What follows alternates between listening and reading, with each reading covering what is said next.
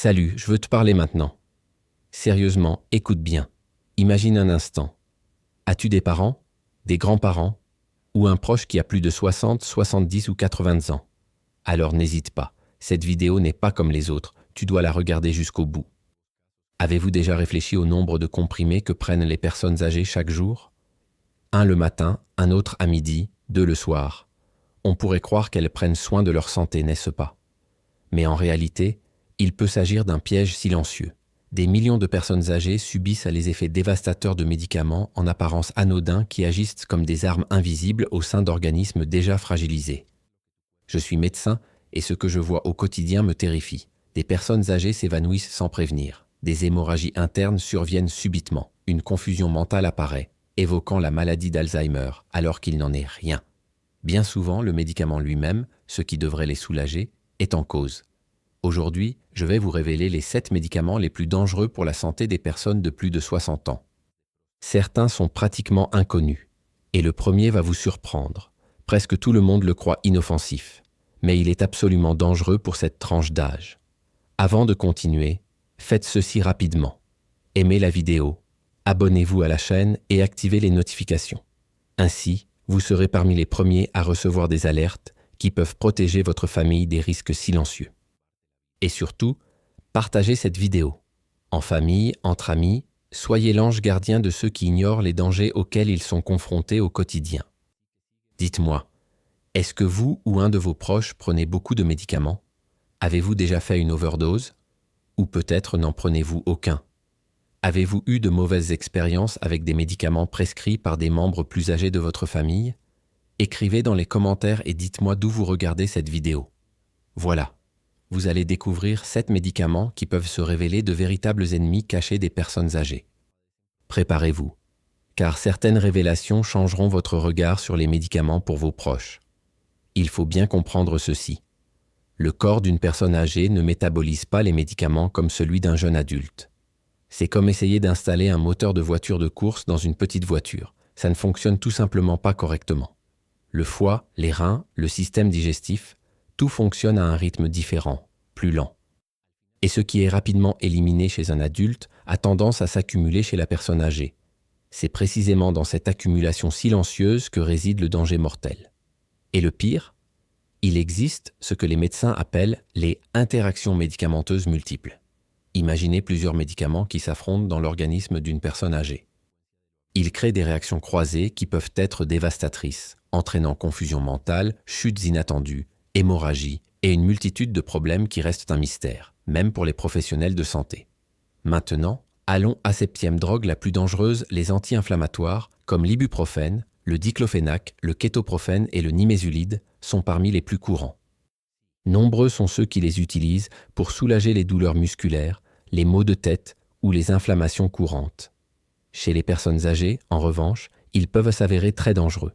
L'utilisation continue d'anti-inflammatoires chez les personnes âgées accroît le risque de brûlure d'estomac persistante, mais ce n'est pas tout. Elle augmente considérablement le risque d'ulcères avec saignement incontrôlé, pouvant entraîner une hémorragie gastro-intestinale, une urgence potentiellement mortelle en l'absence de traitement rapide. De plus, ces médicaments peuvent endommager les reins et provoquer une insuffisance rénale aiguë, parfois brutale. Dans le cas précis du nimésulide, le risque est encore plus grand car il peut également être nocif pour le foie. Si la personne âgée souffre d'hypertension ou de problèmes cardiaques, ces médicaments peuvent aggraver simultanément tous ces troubles. L'estomac, les reins et le cœur sont touchés en même temps. Imaginez l'estomac d'une personne âgée comme un ballon fragile. Chaque dose d'anti-inflammatoire est comme une aiguille qui tente de percer ce ballon. Et les reins? Sous une telle pression, ils peuvent tout simplement cesser de fonctionner, rendant la personne âgée dépendante de la dialyse. Si vous prenez soin d'une personne qui utilise régulièrement ces médicaments, arrêtez immédiatement le traitement et consultez son médecin afin d'envisager des alternatives plus sûres comme la dipyrone ou le paracétamol, toujours sous surveillance médicale. Ne sous-estimez pas le danger des anti-inflammatoires non stéroïdiens chez les personnes âgées. Leur utilisation imprudente est extrêmement risquée et peut avoir des conséquences fatales. Traitement numéro 6, les benzodiazépines, un danger silencieux pour les personnes âgées. Si vous vivez avec des personnes âgées, vous avez probablement remarqué que beaucoup d'entre elles apprécient les médicaments sur ordonnance. On parle de médicaments comme le Rivotril, l'Alprazolam, le Lorazépam et le Diazépam. À première vue, ils semblent miraculeux. Ils calment, favorisent le sommeil et soulagent l'anxiété. Mais derrière cette apparente efficacité, ils figurent parmi les principales causes d'accidents domestiques chez les personnes âgées. Le métabolisme plus lent des personnes de plus de 60 ans fait que ces médicaments restent dans l'organisme beaucoup plus longtemps que nécessaire. Le résultat est alarmant. Somnolence diurne intense, manque de coordination et vertige persistant. C'est comme marcher en état d'ivresse sans avoir bu une goutte. Et à cet âge, le moindre faux pas peut être fatal. Le risque de chute augmente considérablement et une simple chute peut entraîner des fractures graves, des interventions chirurgicales complexes, des mois d'immobilisation et souvent une perte d'autonomie. Mais les problèmes ne s'arrêtent pas là. Les benzodiazépines affectent aussi le cerveau. Elles peuvent provoquer des troubles de la concentration, de la confusion mentale et des pertes de mémoire, souvent confondues avec la démence. Combien de personnes âgées avez-vous vu l'air abattu, titubant, désorienté, surtout tôt le matin? Bien souvent, le problème ne vient pas de l'âge, mais précisément de cette classe de médicaments qui transforme insidieusement le quotidien en un risque permanent.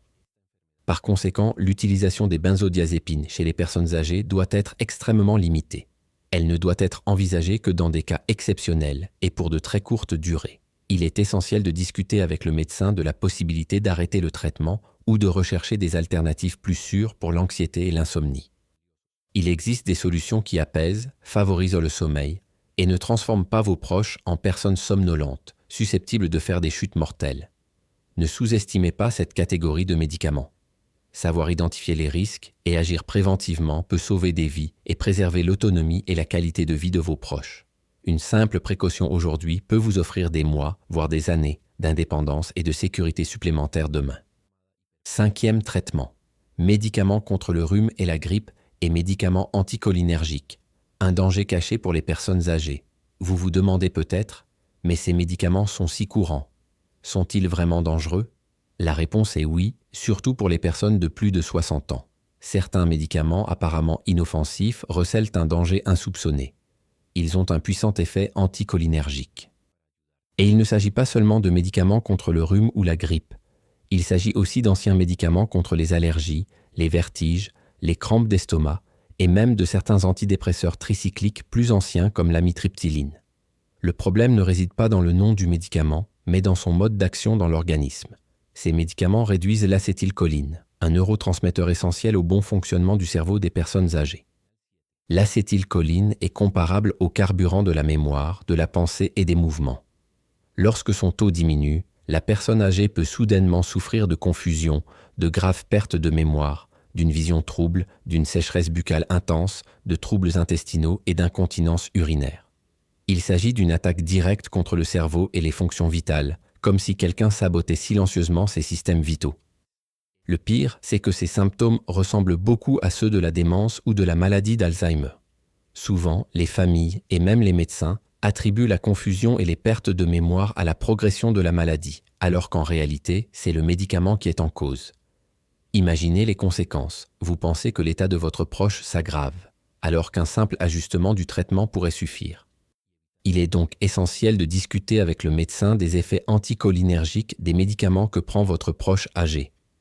Si l'un de ces médicaments figure sur la liste, demandez s'il existe une alternative sans danger pour le cerveau. La prévention n'est pas seulement une question de confort, mais aussi de santé, d'autonomie et de qualité de vie. Des soins appropriés aujourd'hui peuvent prévenir la confusion, les chutes et les complications qui pourraient être évitées. Médicament numéro 4. Un médicament pour le cœur qui peut être dangereux pour les personnes âgées. Parlons d'un médicament bien connu des personnes souffrant de problèmes cardiaques, notamment d'insuffisance cardiaque ou d'hypertrophie cardiaque, la digoxine. Ce médicament sert à réguler le rythme cardiaque et à renforcer le cœur. À première vue, il semble extrêmement utile, presque un allié précieux. Mais pour les personnes âgées, c'est comme marcher sur un fil sans filet de sécurité. Chez les personnes âgées, l'organisme élimine difficilement la digoxine. Celle-ci a tendance à s'accumuler et sa concentration peut rapidement atteindre des niveaux dangereusement toxiques. Les premiers signes d'alerte peuvent être discrets, perte d'appétit, nausées et malaise. Mais avec le temps, la situation peut s'aggraver. Confusion mentale, fatigue intense, voire une perception altérée des couleurs. Certains patients rapportent voir tout en nuances de jaune. Il existe des témoignages selon lesquels le peintre Van Gogh aurait souffert d'une intoxication à la digoxine, ce qui aurait pu influencer ses célèbres teintes jaunâtres. L'aspect le plus alarmant est que la digoxine peut provoquer de graves arythmies cardiaques, parfois mortelles. La différence entre une dose thérapeutique et une dose dangereuse chez les patients âgés est minime. Par conséquent, chaque patient nécessite une surveillance constante. Un suivi est indispensable. Des analyses de sang fréquentes pour mesurer les concentrations plasmatiques du médicament et contrôler la fonction rénale sont essentielles. Si une personne âgée prend de la digoxine, demandez au médecin « Ce médicament est-il vraiment nécessaire ? Existe-t-il une alternative plus sûre ?» Dans la plupart des cas, d'autres options efficaces présentent moins de risques et permettent de maintenir la fonction cardiaque sans mettre la vie du patient en danger. Bien sûr, il existe des exceptions. 1 ou 2 cas où la poursuite du traitement par digoxine peut s'avérer le meilleur choix, mais elles sont rares. La prudence est de mise avec ce médicament. Comprendre les risques et surveiller attentivement chaque détail peut faire toute la différence entre préserver sa qualité de vie et faire face à de graves complications. Chez les personnes âgées, la digoxine peut être utile, mais aussi dangereuse. Médicament numéro 3, les sulfonylurées, un risque caché pour les personnes âgées atteintes de diabète. Si vous vous occupez d'une personne âgée diabétique, soyez très vigilant. Il ne s'agit pas ici de médicaments bien connus comme le glyphage, la metformine ou le Forxiga. Le danger provient d'une classe de médicaments moins connus, mais extrêmement risqués pour les personnes âgées. Les sulfonylurées, comme le glibenclamide, commercialisé sous le nom de Daonil, et le glimépiride, commercialisé sous le nom d'Amaryl. Ces médicaments stimulent la production d'insuline par le pancréas, ce qui peut entraîner des chutes brutales et dangereuses de la glycémie. Chez les personnes âgées, qui mangent souvent moins ou ont des horaires irréguliers, cette chute de glycémie peut être brutale et soudaine. Il en résulte une confusion mentale intense, parfois comparable à un AVC, des vertiges extrêmes, une faiblesse soudaine et un risque très élevé de syncope, de chute et de traumatisme crânien grave. Une hypoglycémie non traitée chez les personnes âgées peut entraîner des lésions cérébrales permanentes et, dans les cas extrêmes, le décès. Le plus inquiétant est que, contrairement aux jeunes, de nombreuses personnes âgées ne présentent pas les signes classiques d'hypoglycémie, tels que la transpiration ou les tremblements. Le symptôme prédominant est la confusion mentale, facilement attribuée à l'âge ou à l'apparition d'une démence. C'est un danger silencieux, souvent ignoré jusqu'à ce qu'il soit trop tard. Heureusement, il existe aujourd'hui des alternatives beaucoup plus sûres pour traiter le diabète chez les personnes âgées. Des médicaments comme la metformine, lorsqu'elle est bien tolérée, ou les inhibiteurs du cotransporteur sodium-glucose de type 2, tels que la dapagliflozine, et d'autres comme le Trienta, permettent de contrôler le diabète sans exposer les personnes âgées à un risque constant d'hypoglycémie sévère. Par conséquent, si votre proche prend des sulfonylurées, parlez-en à son médecin. Renseignez-vous sur les alternatives plus sûres et plus efficaces. Un simple ajustement du traitement peut prévenir les chutes, la confusion mentale et les complications potentiellement mortelles. Prendre soin de la santé des personnes âgées ne se limite pas au contrôle de la glycémie. Il s'agit de garantir leur sécurité, leur autonomie et leur qualité de vie. Deuxième traitement, le zolpidem, le somnifère qui peut devenir un cauchemar pour les personnes âgées. Le zolpidem était autrefois considéré comme l'un des médicaments les plus efficaces contre l'insomnie. Aujourd'hui, heureusement, sa prescription est mieux encadrée et il n'est vendu que sous emballage bleu. Cependant, chez les personnes âgées, il peut s'avérer extrêmement dangereux. Il est l'une des principales causes de chutes nocturnes, de confusion mentale au réveil et de comportements anormaux pendant le sommeil. Ce qui semble être une solution miracle pour dormir peut se transformer en véritable cauchemar. Le zolpidem peut induire un sommeil rapide, mais chez les personnes âgées, il reste beaucoup plus longtemps dans l'organisme. Cela provoque une somnolence persistante, des vertiges et des troubles de l'équilibre au réveil, augmentant considérablement le risque de chute, notamment lorsque la personne se lève la nuit pour aller aux toilettes ou se déplacer. Mais les effets ne s'arrêtent pas là. Certaines personnes âgées présentent des comportements inhabituels pendant leur sommeil léger. Elles marchent, parlent, voire accomplissent des tâches simples sans s'en souvenir ensuite. Je me souviens d'une patiente qui a dévalé les escaliers. Elle avait des côtes cassées et une fracture du fémur. À l'arrivée de son fils, elle a juré qu'on s'était introduit chez elle et qu'on l'avait jetée dans l'escalier. Les caméras de surveillance ont pourtant montré qu'elle était somnambule et qu'elle descendait les escaliers seule. Ce n'est qu'un exemple parmi d'autres de la façon dont le zolpidem peut transformer le sommeil en un véritable danger pour la vie d'une personne âgée. Et il ne s'agit pas de cas isolés. Même des personnes jeunes ou d'âge moyen ont été victimes d'accidents graves liés à ce médicament. Un exemple célèbre est celui d'une députée qui, après avoir pris du zolpidem, s'est cassé les dents en croyant qu'on s'était introduit par effraction dans sa résidence officielle. Par conséquent, j'insiste, le zolpidem doit toujours être le dernier recours pour traiter l'insomnie chez les personnes âgées. Ce traitement doit être utilisé, si nécessaire, sur de très courtes périodes et toujours sous stricte surveillance médicale.